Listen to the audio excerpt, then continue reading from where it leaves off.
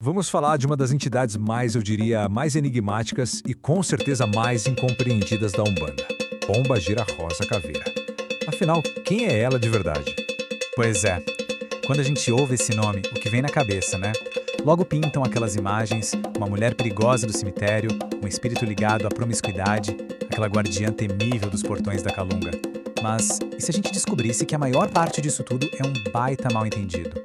Então, a primeira coisa é, vamos deixar de lado tudo que a gente acha que sabe. É preciso quebrar esses mitos, sabe? Porque a verdade por trás de Rosa Caveira, nossa, é muito mais profunda, muito mais poderosa do que qualquer historinha que contam por aí. E olha que interessante, a primeira chave para a gente começar a desvendar esse mistério todo, ela tá bem na nossa frente. Onde? No próprio nome dela. É por aí que a verdade começa a aparecer. E aqui vem a primeira grande revelação que muda tudo. Presta atenção. Rosa Caveira não é uma mulher. Não se trata de um único espírito, de uma pessoa que viveu aqui na Terra. Não. Rosa Caveira é o nome de uma legião. Uma imensa falange de espíritos. Uma falange? O que é isso, afinal?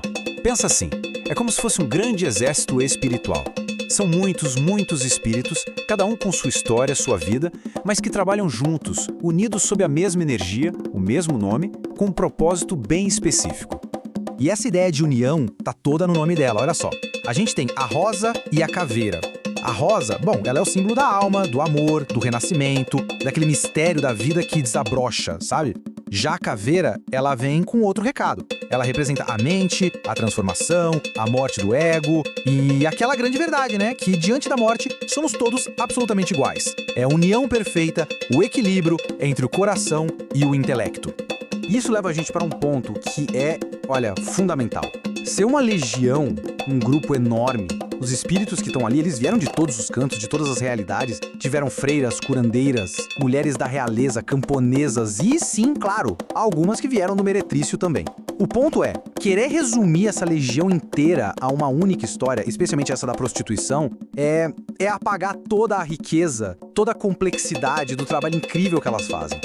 Ok, então, se o passado dela não é uma coisa só, qual é o verdadeiro trabalho de Rosa Caveira? Qual a função dela? É exatamente aqui que a gente começa a entender o poder gigantesco de transformação que essa falange carrega.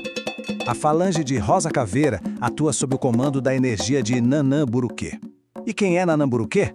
É a orixá mais antiga, a senhora da ancestralidade, da evolução, da passagem entre a vida e a morte. Então, isso coloca a Rosa Caveira num lugar muito especial. Ela não é só uma guardiã, ela é uma agente direta da evolução das almas. E o trabalho delas basicamente se apoia em 3 pilares. O primeiro é o resgate espiritual. Elas atuam lá no umbral, guiando espíritos que estão perdidos, sofrendo. O segundo pilar é a cura profunda. É um trabalho de transmutar energias negativas, sabe? Curar aquelas feridas da alma bem profundas. E o terceiro, que talvez seja o que mais toca a gente no dia a dia, é a reforma íntima. Ajudar as pessoas a quebrarem ciclos de sofrimento, a se transformarem por dentro. Mas tem mais uma coisa, um aspecto que é fascinante sobre ela. A forma como ela se manifesta não é sempre a mesma. Não mesmo. Dependendo do que a situação pede, ela pode aparecer de jeitos completamente diferentes, revelando as duas faces do seu poder. Exatamente. A maneira como ela se mostra, a energia que ela emana, nada disso é aleatório. Pelo contrário, é uma ferramenta de trabalho, perfeitamente adaptada para a necessidade daquele momento, daquela pessoa. E geralmente, a gente vê 2 arquétipos principais. De um lado, ela pode vir como uma jovem dançarina cheia de energia, de vida. Ela dança para quebrar o que está parado, para movimentar, para impulsionar a ação. Mas, em outros momentos, ela pode se apresentar como uma senhora idosa, bem austera, séria, quase como uma preta velha. E aí ela traz a sabedoria, a paciência, o conselho que só o tempo pode dar.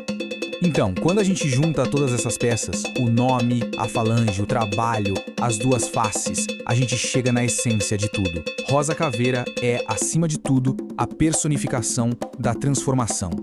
Ela é essa força da natureza, calma, fria, serena, a força da decomposição, onde o mundo velho, aquilo que não serve mais, precisa morrer para dar espaço para o novo nascer. A morte aqui não é o fim trágico, é só a terra sendo preparada para uma nova semente brotar mais forte. No fundo, Rosa Caveira é esse símbolo profundo.